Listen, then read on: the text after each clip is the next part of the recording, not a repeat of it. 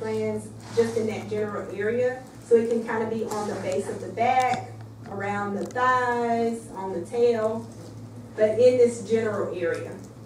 Here's one on the tail. So this is what they look like histologically. It kind of looks like liver hepatocytes, and that's why it has its name. Most of them are going to be benign, and they just kind of compress, but you do have malignant counterparts. Okay. So here's a higher magnification where you have these large polygonal cells with abundant eosinophilic cytoplasm. And this hepatoid adenoma. Here's some necrotic cells here with a pycnotic nucleus. It's well demarcated. It's not invading. So benign tumor.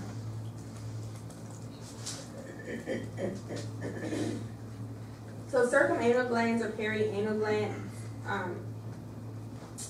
they're composed of circumanal glands or perianal modified sebaceous glands. Did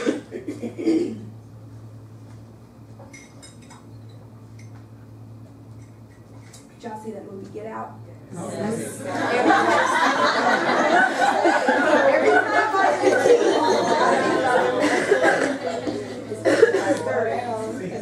Who has not seen it? It was pretty good to me. Okay.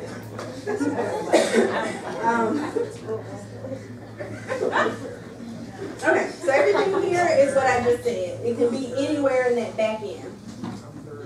Develops under the influence of androgens. Castration at the time of removal is recommended. Benign and complete surgical excision. So this is a a boring tumor. You're like, blah, blah, blah. Okay. Yes? Real quick, for personal info, do they tend to bleed a lot? Do the hepatoid adenomas bleed? Not that I know of. Okay. But remember, all my patients are dead. So nothing. I'm not the best person to ask clinical questions. Yeah, but I really don't know. Not that I'm aware of. You have, an animal with a bleeding tumor in the rear end? This summer we had an animal come in with something very similar. So that's what Okay. Did they send it off for biopsy? The owner said no. I know. Okay. So like a bleeding tumor, my first mind would not go to that because, it really doesn't even have a large blood supply, within the tumor. It's not a vascular tumor histologically, so I would assume it would lead a lot. I would be thinking more like meningioma or something, or meningiosarcoma. Okay. All right. Slightly firm, freely movable subcutaneous mass. What do you think it is? Fat. Yep. The freely movable is the key. This is what fat looks like. So histologically, when you process it, the alcohols wash the fat away. So all you're left with is a clear space where fat used to be. So this is what we see under the microscope. And there actually is like a little peripheral nucleus somewhere, like that, maybe one there. You also have infiltrative lipomas, which are actually considered benign because they cannot metastasize, but they're very infiltrative and they can cause a lot of damage. Like they can go and cause the nerve problems and all that stuff. So just know it exists. Yes?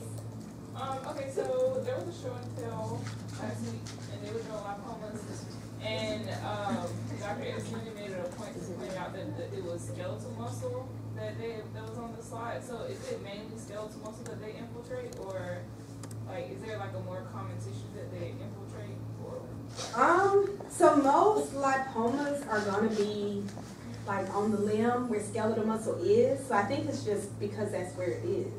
But if they're infiltrated, they'll infiltrate wherever. So if you happen to have an infiltrative lipoma in the mesentery, it's going to infiltrate. I don't think it has a predisposition to only infiltrate skeletal muscle. I think it's just wherever it happens to be. Yeah, I wasn't here, so I'm not sure the context of that. You also have malignant tumors of adipocyte origin.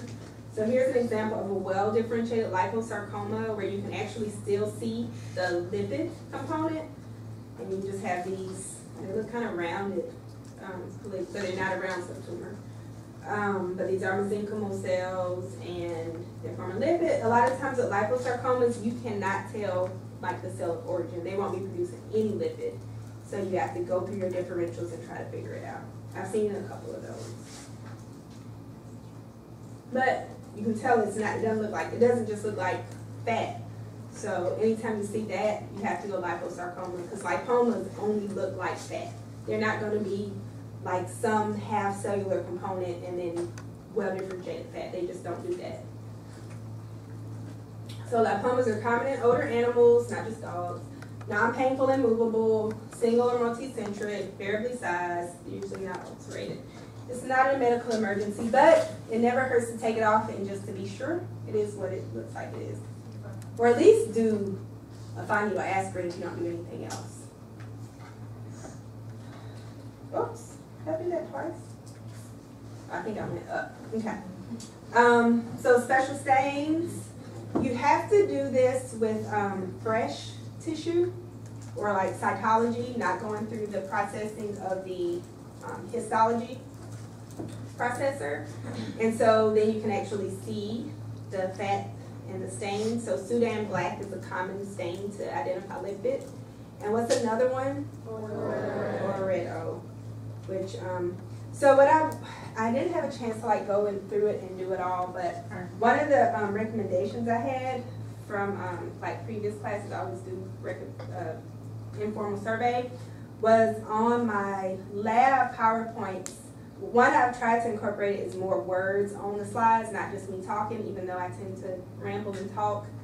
But also to like do notes at the bottom, so when you're going back. So I'm going to try to do that, but I didn't have a chance before I put this up. Thank you. So, you're welcome. But so like on this one, I remember I typed in oil red O's and other things. So I'm going to try to go through and think about the things I say or would say and just kind of put them on the bottom. So when you're studying, if you didn't catch it in class, you'll have it. Okay, so this is an important tumor. So we have the hard palate with the mass kind of near the soft palate. You have this, which is not pigmented, it's pink or red. You have this pigmented area along the gingiva in this dog that does not have pigmented gingiva. Then you have a little mass here on the skin that is black. So what is it? Melanoma. So in the skin, so this very well, just looking at it, it's probably a melanocytoma, a benign tumor of melanocyte origin, but you would definitely do a biopsy because melanomas can be very bad and aggressive, even on the skin. But when they're in the mouth, they are bad. Like no matter how good they look like they are under the microscope, no matter how low grade or well differentiated they appear to be, you always give a poor prognosis because the likelihood of them progressing is very high, because that's one of the sites where it's almost always malignant no matter what. And what's the other site that is almost always malignant? The digit. Okay, so mouth and digit, bad. Very concerned. Okay. They can be amelanotic both grossly and histologically. So just because it doesn't look black doesn't mean you don't need to be concerned about that. They readily metastasize, excuse me, via lymphatics, with the lungs being the most common site. The malignant melanomas of the digit are usually under the nail bed, so they're called subungual, ungual meaning nail bed. And if they're removed early, they do have a more favorable prognosis than if you get them before they start like invading the bone or spreading. But it's still a bad prognosis. Like anytime I have these, I never say good, excellent. I may say guarded to poor or poor. Anything else to add to this one? Oh, melanomas are called the great pretenders because histologically they can look like anything. Like their cell shape can be spindeloid, epithelioid, round, polygonal, so we call them the great pretenders. And they're derived from neuroectoderm cells. All right, so here, so I tried to like separate dogs and cats and large animals. So after cats, I think I only have 2 of them. We're going to stop and take a break, and then we'll resume. Okay. So we have this little skinny, scraggly, rough-haired cat. This is actually a very characteristic clinical presentation, an unkempt, small cat. So what do you think is going on right here? Yeah. So you have like a unilaterally enlarged thyroid. So functional thyroid adenoma is very common in this species. And it's usually how they present. Just showing kind of normal thyroid right here. So you have a nice well differentiated follicles, lined by follicular epithelium, with colloid, so what I was trying to show here is this is actually a follicular adenoma. You have more tiny little follicles and some where you really don't have follicle formation at all. And this is actually compressing normal thyroid gland. So thyroid adenoma. And the key excuse me, is the expansile nature of that. I just had one the other day. I'm trying to think what animal. Somewhere from large animals, we have a really good example of thyroid adenoma. Something else you can get in any species really is parathyroid gland hyperplasia or adenomas. So here you have your thyroid glands and these little white structures on the top of the parathyroids. These are huge. They're usually not that big. And that one is actually kind of big. You can see that one right there. So an example of what it looks like normally with histology. Here's your thyroid, and then you have the parathyroid just sitting on top of it. So that's what these cells are. I thought I had something else after this. So what do you expect to see with this? Hypercalcemia. Yeah. Yep. So hypercalcemia, and then you want to see if you have something going on with the parathyroid gland.